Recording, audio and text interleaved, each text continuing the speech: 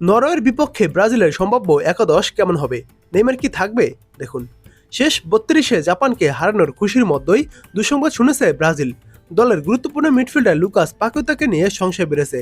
সেলেসাওদের football federation ইঙ্গিত দিয়েছে পাকুয়েতার হয়তো বিশ্বকাপ শেষ। সোমবার শেষ হলো নিশ্চিতের লড়াইয়ে প্রথমার্ধ শেষে মাঠ ছাড়তে হয় পাকুয়েতাকে। সেদিন তিনি খোঁড়াতে খোঁড়াতে মাঠ ছাড়েন। তার বদলে মাঠে নামেন তরুণ ফরোয়ার্ড এনরিক। মঙ্গলবার ব্রাজিল ফুটবল কনফেডারেশন সিবিএফ জানিয়েছে পরীক্ষায় পাকেতার বাঁ উরুর পেছনের পেশিতে হ্যামস্ট্রিং চোট ধরা পড়েছে। তবে তিনি কতদিন মাঠের বাইরে থাকবেন সে বিষয়ে এখনো কিছু জানানো হয়নি। সিবিএফ এক বিবৃতিতে বলেছে, জাতীয় দলের মেডিকেল দলের তত্ত্বাবধানে তার নিবিড় চিকিৎসা চলবে। যত দ্রুত সম্ভব তাকে মাঠে ফেরানোর লক্ষ্যেই এই চিকিৎসা দেওয়া হবে। এর আগে রাফিনিয়ার ইনজুরি নিয়ে চিন্তা ছিল ব্রাজিল শিবির, তবে চোট কাটিয়ে সুস্থ হয়ে উঠেছেন রাফিনিয়া। গতকাল রাতে তিনি মাঠে নেমে আংশিক অনুশীলনও করেছেন। রবিবার বিশ্বকাপের রাউন্ড অফ 16 নরওয়ের বিপক্ষের ম্যাচে তিনি খেলতে পারবেন কিনা তা নির্ধারণে ব্রাজিল দলের মেডিকেল স্টাফ প্রতিদিন তার শারীরিক অবস্থার মূল্যায়ন করবেন। এবার পাকুয়েতার ইনজুরি আর তাতে নতুন দুশ্চিন্তার কারণ হয়ে দাঁড়িয়েছে।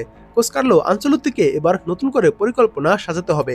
আগামী রোববার 5 জুলাই বাংলাদেশ সময় দিবাগত রাত 2টায় 6 জুলাই শেষ 16 ম্যাচে মাঠে নামবে ব্রাজিল, যেখানে তাদের প্রতিপক্ষ দেশ নরওয়ে।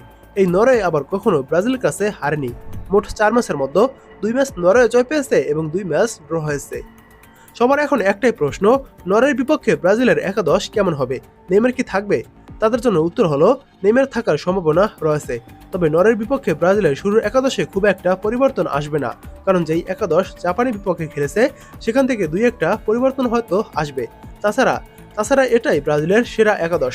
চলুন এবার জেনে নেই নরওয়ের বিপক্ষে ব্রাজিলের সম্ভাব্য শুরুর একাদশটি কেমন হবে, যেখানে গোলকিপার হিসেবে থাকবেন এলিসন বেকার এবং ডিফেন্ডার হিসেবে আগের মতনই থাকবেন Douglas Santos, Gabriel Magalhaes, Marquinhos ও দানিলো। তাছাড়া মিডফিল্ডার হিসেবে থাকবেন ব্রুনো গুইমারেস, ক্যাসিমিরো এবং অ্যাটাকিং মিডে থাকবেন নেইমার জুনিয়র এবং লেফট সাইডে ভিনিসিয়াস জুনিয়র, রাইট সাইডে রায়ান এবং স্ট্রাইকার পজিশনে ম্যাথিউস কুনহা। এমনটাই হতে পারে নরওয়ের বিপক্ষে ব্রাজিলের সম্ভাব্য একাদশ। তাছাড়া আরও একটি একাদশ হলো, এখানে গোলকিপার এবং ডিফেন্ডার বা মিডফিল্ডার যারা আছে তারা সেম থাকবে এবং ফরওয়ার্ড পজিশনে কিছু চেঞ্জেস আসতে পারে, যেখানে অ্যাটাকিং মিডে থাকতে পারেন ম্যাথিউস কুনহা এবং লেফট সাইডে গ্যাব্রিয়েল মার্টিনেল্লি, স্ট্রাইকার পজিশনে ভিনিসিয়াস জুনিয়র এবং রাইট সাইডে রায়ান। তাছাড়া আরও একটি পরিবর্তন আসতে পারে, যেখানে লেফট সাইডে ভিনিসিয়াস জুনিয়র, অ্যাটাকিং মিডে ম্যাথিউস কুনহা এবং স্ট্রাইকার পজিশনে এনরিক। তাছাড়া রাইট সাইডে রায়ান। ব্রাজিলের ডিফেন্স এবং মিডফিল্ড একই থাকবে। তাছাড়া লুকাস পাকুয়েতার পরিবর্তে মাত্র একটি চেঞ্জেস আসবে। সেই চেঞ্জেসটা কি হবে, নেইমার নাকি এনরিক নাকি গ্যাব্রিয়েল মার্টিনেল্লি, সেটা এখন সময় বলে দেবে। তবে এই তিনজন থেকে যে কোনো একটি পরিবর্তন আসবে। নেইমার বা এনরিক বা গ্যাব্রিয়েল মার্টিনেল্লি, এই তিনজন থেকে যে কোনো একজন থাকবে নরওয়ের বিপক্ষে। তাছাড়া আর বাকি যেই খেলোয়াড়গুলো থাকবে তারা সেমই থাকবে আর কি।